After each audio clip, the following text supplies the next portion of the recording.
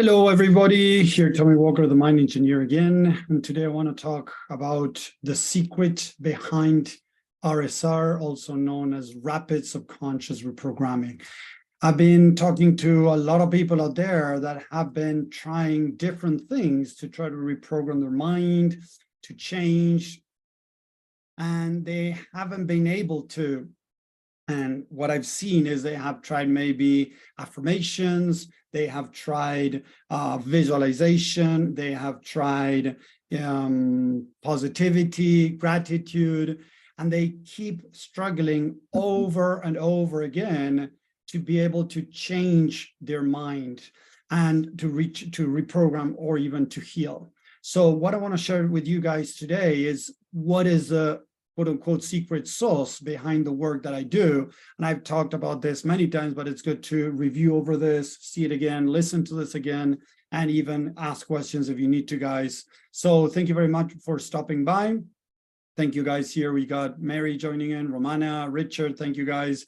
For the people that are watching on social media, on Facebook or any other platform, if you want to share #live, that would be awesome. If you can share #replay if you're watching replay, that would be awesome too. Remember that when you engage in this stuff, more people are going to see it, more people are going to benefit from this, and that's the idea of why I'm doing this. I'm trying to help as many people as I can with these free seminars, free trainings that I offer on a weekly basis. So please, if you can do that, that would be awesome. You're going to be helping me and helping many people out there. So just hit the like button, the love button, and #live and interact with us as we go. That would be awesome. Hey, Greg, thank you for stopping by over here on social media.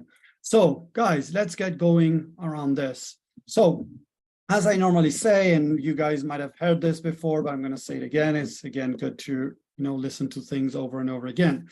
When we're doing gratitude, when we're doing affirmations, when we're doing visualization, when we have our amazing, visualization board, what we're doing normally, guys, is pumping air into a broken tire. So imagine that we have a punctured tire and we need to move forward and we're just pumping air to try to get to our destination.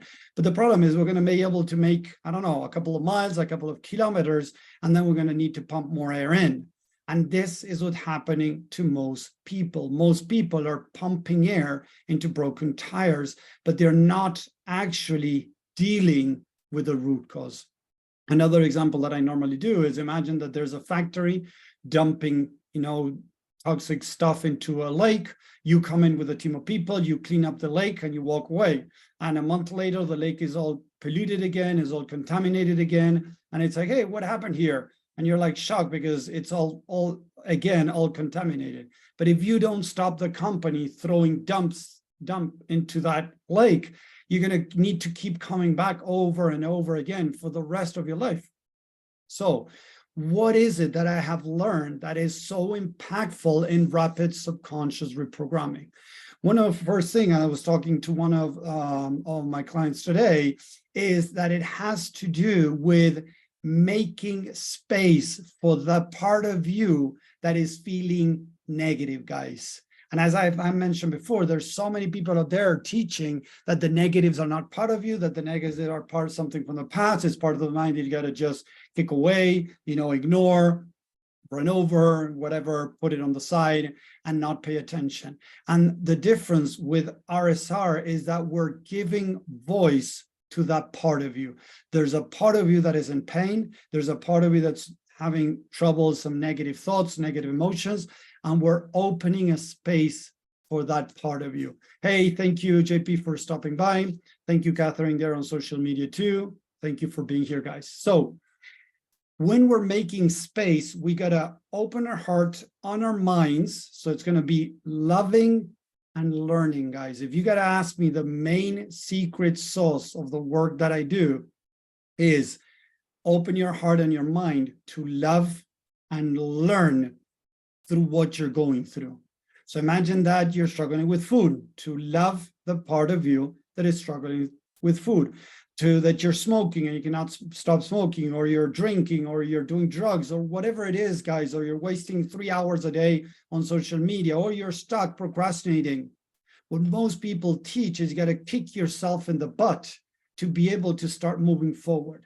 And that's not the idea, guys.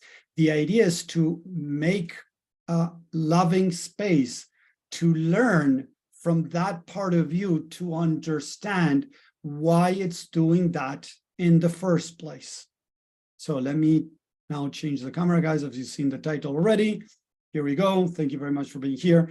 So if you're watching this, guys, and if making sense, type a 1 in the chat if this made sense so far, right? Is opening a space of love, understanding, to learn around that mechanism that you created in the first place. So whatever mechanism you created in the first place, guys, thank you for the interactions, great. So whatever mechanism you created in the first place is normally a protective mechanism. Maybe scrolling 3 hours a day on social media, smoking, drinking, whatever addiction we're dealing with, guys, because it could be going to the gym. You know, a lot of people don't talk about this, but going to the gym could be an addiction. Meditating could be an addiction. What do I mean with that? And it's not diagnosed like a psychologist, guys. I'm not a psychologist. I'm just sharing this with you guys. Addiction normally is defined when somebody moves away from the pain with this specific thing, right? To try not to feel the pain. So of course it has to be recurring. There's several things to be, you know, diagnosed as an addiction, but let's break it down to something very simple. If I move away from the pain, it could be an addiction. So whether it is going for a walk, whether it is going out there running, going to the gym, whatever it is that I'm doing to move away from the pain could be a type of addiction. So a lot of people change one addiction for another. Yeah, so we start hating ourselves enough that smoking is bad. So we hate ourselves so much that maybe we stop smoking. We stop doing what is wrong. Right? But the problem is that we're not really addressing the root of the problem. Maybe it started smoking because I felt lonely, because I wanted to feel this connection with my mom. I wanted to feel this connection with my dad. I wanted to feel this connection with my peers, and they were smoking, and I, quote unquote, needed to smoke, quote unquote, yes, needed to smoke to be able to be part of something. So it's not about beating myself up when I'm doing something that I feel that is not okay, right? Even procrastination, again, perfectionism, whatever it is that I'm going through, guys, we need to open a loving place to learn what is going on. So let me see, could worrying be an addiction because it offers certainty? Yes, Suzanne, it could be. Again, whatever we use to give ourselves some peace of mind could be an addiction. I'm not saying it is always, again, this is unique for each person, but if I use worry to move away, because if I worry, I feel that I'm in control. Look at this, Suzanne, okay? I worry because I want to try to be in control. So if I'm in control, I'm going to feel good. If I'm going to feel good, I'm moving away from the pain. So the idea is, why do you worry? What are you trying to achieve? Is that a protective mechanism? Again, guys, anything can be a protective mechanism. Doing these lives could be a protective mechanism. You know, when I do these lives, I feel alive, I feel good, I feel valued, I feel worthy. So nobody comes here. If nobody engages with me, I feel like crap. So yeah, there we go. That could be, and this is not a diagnosis, right, guys? Could be a type of addiction where I move away from the pain by doing something else. And this is what I want you to understand, guys. So why is RSR, Rapid Sequential Reprogramming, the word that I do, so amazing and so effective in many people, and not everyone, as I've spoken many times, but in so many people, is because you're giving a loving, an open heart space for the part of you that is struggling. So you need to love and learn from that part of you.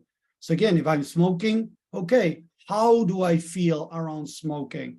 How do I feel maybe the opposite when I'm not smoking? That could be another question I can ask myself, guys, is asking questions over and over again to find the root cause, guys. But look at this, and this is the distinction I want to bring today, guys. If I go into the mind, look at this, guys, and this is what I was talking with somebody today, and we came to this, is if I go into my mind wanting to make a change, I'm already coming with expectations. I'm already coming normally from a place of, I need to change this. If I go into my mind with, I need to change this, I'm already normally looking at what I'm doing in a negative point of view. So if I'm looking at something in a negative point of view, it's going to make it much more difficult to make it change. Did that make sense, guys? Type a 2 in the chat if that is making sense. If it not, please let me know and I'm going to explain again. Don't worry, guys. But when I go into the mind trying to make a change because I'm feeling pain, yes, Mary, of course. So if I'm feeling pain, Mary, and I'm trying to go into the mind to take the pain away, I'm coming from the wrong reasons, guys. That could be my addiction. Healing could become my addiction, guys. I go into healing to force myself to change, to feel better. But what I'm actually doing is, again, as I use the word, forcing myself to change, forcing myself to feel better. And this is what most gurus, most people out there are doing.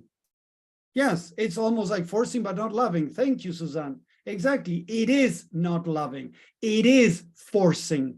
It is a subtle way of forcing, but it's still authoritarianism. I need to change this. So I'm going to do this work with Tommy because I need to change this. Instead, what I want to invite you guys, and I'm not saying it's easy, it is to ask yourself, I want to learn why I'm doing this. Is it from the ego? Yes, thank you, Richard. Exactly. Guys, there you go. Richard just said it. It is the ego. When I say I need to change this, I'm coming from the ego. Instead is I want to learn from this. Look how different that sounds, guys. Doesn't that sound different? Yes or no? I want to learn from this instead of I need or I want to change this. What sounds better? I want to change or I want to learn, or I need to change or I need to learn. Yes, when we come with an open mind and open heart with this, I want to learn from this, that's when the mind opens up, guys. Seriously, that is when the mind opens up. Because now I'm going to take it the other way, the opposite ways. And this, guys, is what I want to prove to you guys. If you come to my calls, to any coach, therapist, and each time you say something, right? Like, oh, I have to let go. Oh, yes, you should let go. Come on, JP, you should let go. Richard, you should let go. It's wrong that you're holding on. You should let go. Each time you say something like that, the coach is, saying back at you, you should let go. You should forgive. You should. Do you think that you're going to feel comfortable with that person? Is that less loving or more loving? Type it in the chat, guys. Will that make you feel more loving or less loving? Less loved. Thank you, JP. There you go. Anybody else, guys? And you can write whatever you want, guys. It's okay. Some people like that type of method, guys, of me coming in and telling you, kicking you in the butt for you to start moving forward. Yes, it works for some people, guys. And listen to those words. Some people, but not for most. That's why so many people go after one guru and the other, right? Trying to learn how to kick themselves in the butt more efficiently to get things done. And that's not the idea. The idea is to love yourself where you are, understand why you are where you are, to be able to start making changes. Thank you, JP. I hate when somebody tells me that I should be doing something. So me telling that to myself can be painful to my inner self-talk. Exactly. Thank you, JP. There you go. You see, guys? So it's not about telling you what you got to do, telling yourself that you need to change. Oh, I need to do this exercise. I need to do this because I need to change.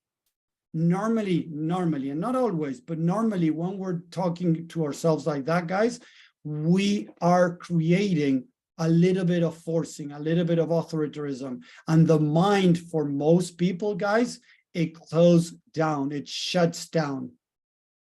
Why? Because it brings pain, guys. So look at this. If my mind is hurting and I start bringing more pain in, oh, you shouldn't be hurting, you shouldn't be doing this, you shouldn't be doing that, it's going to feel more pain, and I'm going to have to, in a way, close down like a vault. But the problem is still in the vault. I might not feel it at this moment because I'm numbing myself with different things, but the pain is still in there. So I might feel a little bit better, good guys, and this is what I see over and over again with many of people out there. They feel a little bit better with this, forcing themselves, shutting down or whatever, but deep down they're disconnecting. So eventually that pain is going to come out again, and they're not going to know how to deal with it in a healthy way. And this is what some people tell me, but Tommy, I've been working with you for several months, and I have these recurring things that keep happening to me. I still feel pain. Because with this work that I'm teaching you guys, it doesn't mean that you're going to stop feeling pain forever. What I'm teaching you is a way of dealing in a more loving and healthy way with the inner pain. Because if I have stored, guys, and look at this, the other day I gave this example. If I have a storage that is 20 blocks deep, 20 blocks deep of storage, that I have stored stuff in there that are toxic, can I get rid of all those toxics in one day, in 1 hour, and even maybe 1 year? Maybe not, guys. So it's not about pushing myself to solve things. Thank you, Richard. There you go. No, it's not about pushing myself to solve things. It's about understanding, why did I put this in the storage in the first place? If it's toxic, why did I storage? Why did I put it away? If I have something that smells in my house, yes, I can throw it away. Yes, that's great when we got food, we got something, a snack that got, past its expiration date, and now it's, I don't know, filtering some smell into the environment, I can throw it away. But whatever behavior you guys created, it's not about throwing it away. It's about understanding why you created it in the first place. Because if you created smoking to, in a way, feel connected, feel loved, if I take away the smoking, first of all, you're going to feel a lot of pain. And second of all, you're going to replace that addiction with another one, even if it's a little bit more healthy, maybe eating, right? You might say, but Tom, it's not that bad as smoking. Okay. Or it could be even going to the gym, or it could be meditating, or it could be doing this exercise with Tommy, healing. But I'm doing it from the wrong reasons, guys. So instead is finding, okay, I feel like crap. I feel lonely. I feel sad. Why am I feeling this? Exploring that, opening that space of love and learn for that part of you to be able to express, okay, Tommy, I'm feeling sad. I'm feeling lonely. Why are you feeling sad and lonely? Because I feel that my partner doesn't listen. I feel that my partner doesn't care what I have to say, or whatever it is, guys. My boss, my friends, my kids.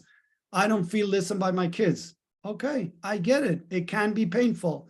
So we're going to address that a little bit, and then we're going to move over as we address that and understand a bit that deeper. What is the message that's coming out? Because then I'm going to turn that message around. Where are you not listening to yourself? Where are you not being loving to yourself, guys? Thank you, JP, for writing that. There we go. How do we change that, right? But how can we rephrase that should to ourselves as a self-talk to help us take new action? So, hey, let's learn from this. Instead of the should is, hey, let's learn from this. I have this mechanism that is, eating, smoking, gym, whatever. Okay, why is it here? What is it trying to protect me from? When we go with an open heart, open mind, and into learning mode, guys, the mind starts revealing what's going on. If you have seen guys working with me over and over in different sessions, you keep seeing that the mind ends up revealing what's underneath. There might be more, but it reveals the root cause in many cases. Why? Because you set your mind into learning and loving. Instead of judging yourself because you're doing this or that, you see that as a protective mechanism from something deeper. So I'm not feeling lovable. I'm not feeling good enough. I'm not feeling worthy. Okay, how am I creating that in my life nowadays? It could be because I'm not recognizing, the achievements that I'm getting. Even though they might be small things that are changing in my life, I might not be giving myself enough credit. I might be looking forward into more changes, but not really recognizing the changes that I'm going through now. So there's different actions that I need to take today, now, to help me recognize my own self-worth, my own value, whatever it is, guys, that we're needing. So if I need love, okay, how can I do small actions towards myself? Wake up in the morning and give myself a hug. Look at myself in the mirror and give myself a hug. Hey, thank you, Tommy, for everything you're doing. Thank you. You are amazing, but not as accomplishment, but as the being that you are. You see what I mean? It's important to start recognizing those things. So, hey, you are amazing. You're amazing things because of the amazing being that you are. I know it sounds a little bit arrogant, guys, but there's nobody there, so you can say whatever you want to yourself, okay? Nobody has to listen. I'm just replaying, right, the things that I might tell myself, but I don't do it in front of others. You know, I tell myself, hey, buddy, you are amazing just for who you are. You're an amazing being. And as I recognize more and more with small actions of being that I am, things start changing. I feel more motivated. I feel, you know, more the, you know, the joy of helping others, but not from a place of expecting something in exchange. I keep doing lives. I keep doing those short videos and everything. I could be thrown on my bed watching TV or watching something as, you know, that time that I'm doing, but I'd rather be here sharing to help more people. A lot of people reach out and say, Tommy, I have no money. You know, if I have no money, who can I work with? Like, nobody can help me. And I'm like, you know what? Join the community. I have a free community where I offer tons of free value, and you can join there and learn without paying anything. Of course, so you can still learn without paying. So it's not that, oh, you're doomed because you have no money. You got to put the commitment in. The problem is that many times people want the results, but they don't want to put the commitment. So they think, oh, I don't have money. It's an excuse, right? No, there's no excuse, because you can still find a lot of stuff out there, even buying a book for $5 that can help you. But the problem is people, again, many times don't want to go through the pain by themselves because they don't really, you know, not in a bad way, but they really feel that they cannot do it. So they use excuses. I have no money, I have no time, or whatever. So again, going back to why rapid sequential is so effective is because we're making space for that part of you that is suffering, that part of you that is feeling guilt, shame, sadness, loneliness, whatever negative you're feeling. Instead of repressing it, instead of covering it up, instead of ignoring it, instead of trying to force it to change, we go in there to try to learn why it's there, trying to come without judgment, without criticism, to really understand what is going on. When we can understand what's going on, it makes it much easier to start making changes. Because I understand that I'm lacking love, that's why I'm eating. I can start learning how to give myself love with small actions so that I don't need the food to replace that. I can now start giving myself love in another way, or whatever it is, guys, that I'm doing. So how do I get over feeling like I'm a bit behind, yet I find important just to be with myself and relax? There you go. So Romana is loving yourself. Look back where you were a year ago. Look back where you were 2 years ago and write that down. Where were you? You can give you some examples. I was thinking that image was everything. I was thinking that, you know, counting calories was the most important thing. I was thinking that blah. Write all those things down, Romana, and you're going to be shocked at how much you have changed. You said it already, but sometimes we need to see it written down, guys. This is something that I share with people. Write it down, not just in your mind, say it out loud. Write it down. Write down how you were a year ago, 2 years ago, how you are doing today. And yes, guys, it's very important to understand that we're going to still have struggles. Because people think that, oh, I have the tools now, I'm not going to struggle with my life anymore. No, guys, because other things are going to keep popping up. Other unresolved issues are going to pop up that need to be dealt with. There's nothing wrong with that. Now we're learning the tools to learn from it. So if there's a struggle, there is somewhere where I'm not loving myself enough, I'm not free enough, and that's why we feel that struggle. Because if you felt unconditional love towards yourself, if you're not getting clients, you would be okay. If you're, not being able to pay, I don't know, some things, you will be okay. If you weren't able to buy a new car, you'd be okay. Because at the end of the day, everything is about self-love. If I have the car, I'm going to love myself. If I have enough clients, I'm going to love myself. If I have whatever, I'm going to love myself. And I'm not going to say like that, guys. The mind is going to trick you too. I'm going to feel loved when I have a partner. I'm going to feel, happy when I have the car. That's how the mind works. It's going to see it on the outside.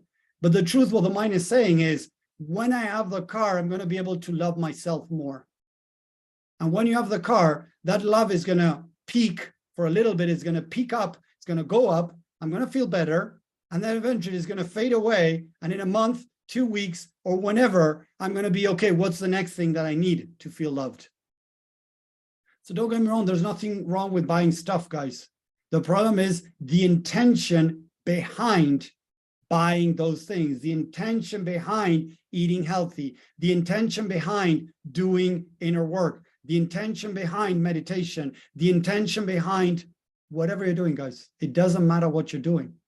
So try to work on developing that open space with love and learning mode, with a learning mindset, to learn what's going on, to see what that mechanism is protecting you from, so that you're able to start changing. Once I start understanding, okay, I need this higher paid job. Why? Oh, because that is going to allow me to, live a little more comfortable. So how do I feel now, right, that I'm not living so comfortable? Oh, Tommy, I feel uncomfortable. I feel not good enough. I feel like a failure. So from a place of failure, I'm trying to get a job, guys. How do you think the interview is going to go if I'm already coming to that interview feeling that I'm a failure? So I need this job to try not to feel like a failure. This is how stupid that sounds, guys.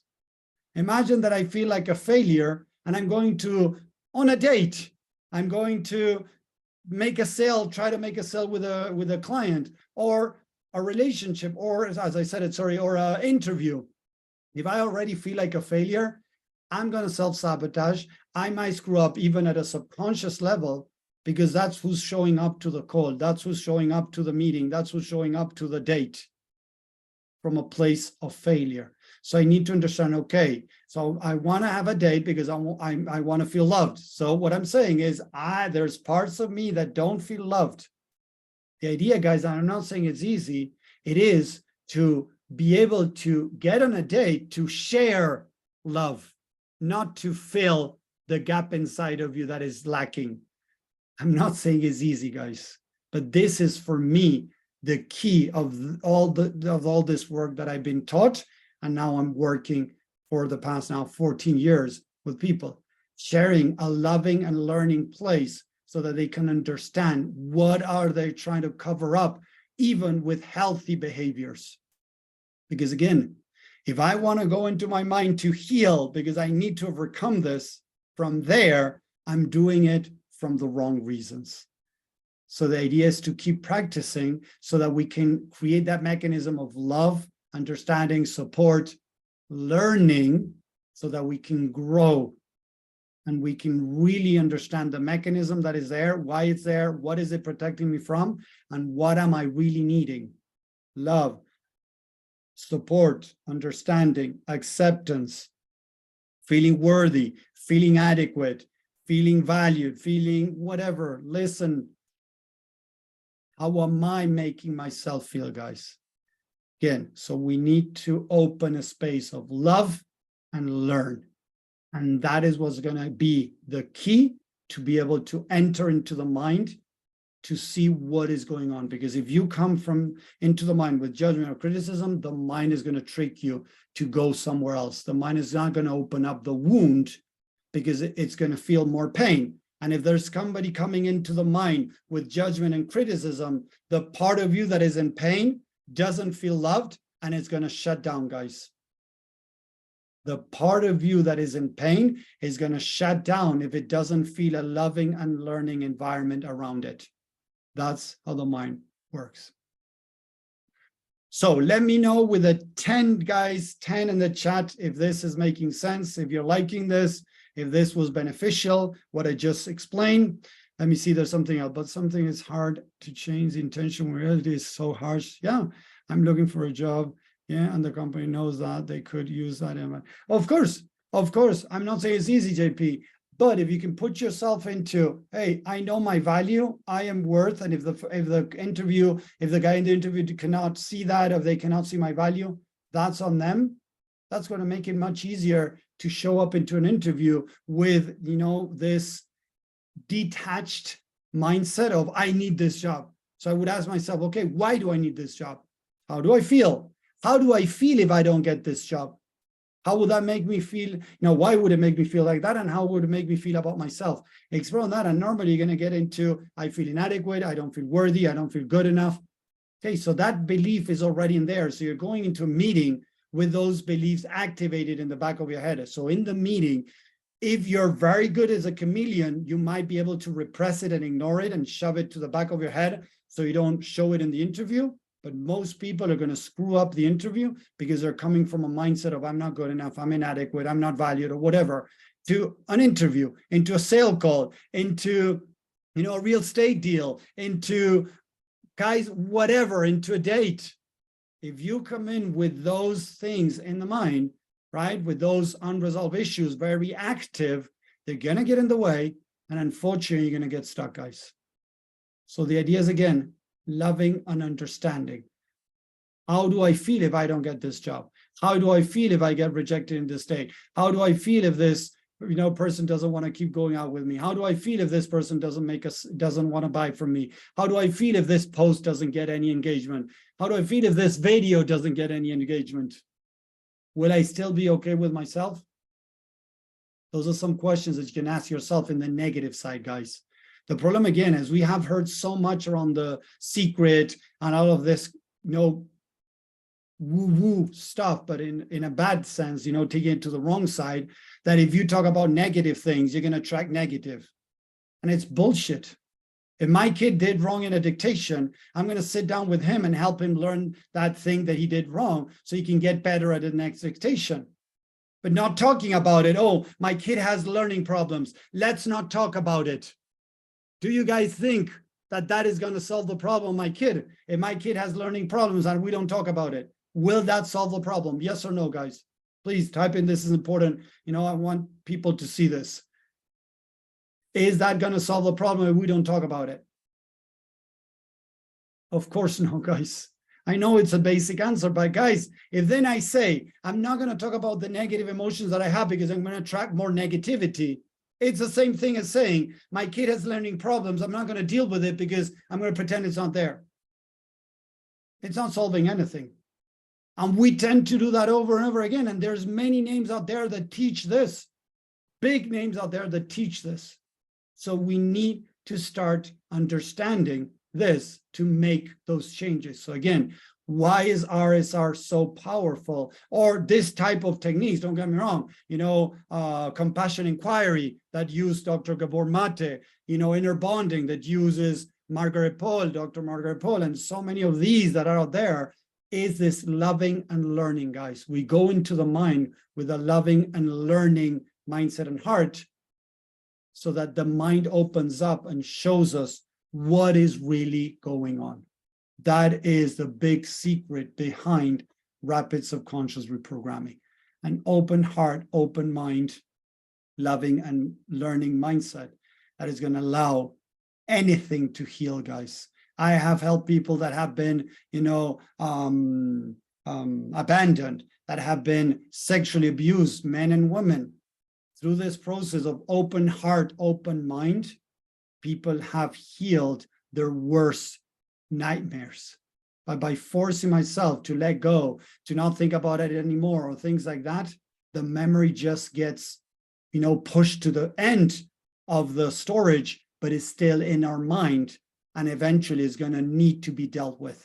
It's like having rotten food in this fridge and pushing it to the end of the fridge, not to see it.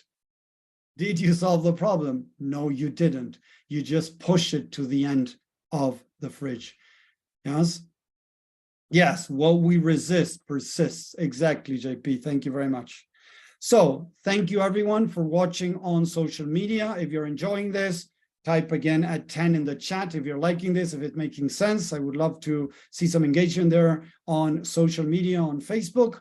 Now we're going to end this, and we're going to stay here on Zoom with the rest of the people that are here. So again, thank you very much. If you have any questions, just put them there and I'll try to get back. Thank you, Catherine. Thank you, Greg, and anybody else watching this. Thank you very much, guys. I'm just here trying to help, giving you value, trying to help you start making changes in your life through applying these tools that I've been using now for 14 years and have just blown my mind and changed my life forever. And it keeps changing. So I want to keep sharing this with you guys to help you guys too. So thank you very much again. And I'll see you around, guys. I'm going to finish now Facebook.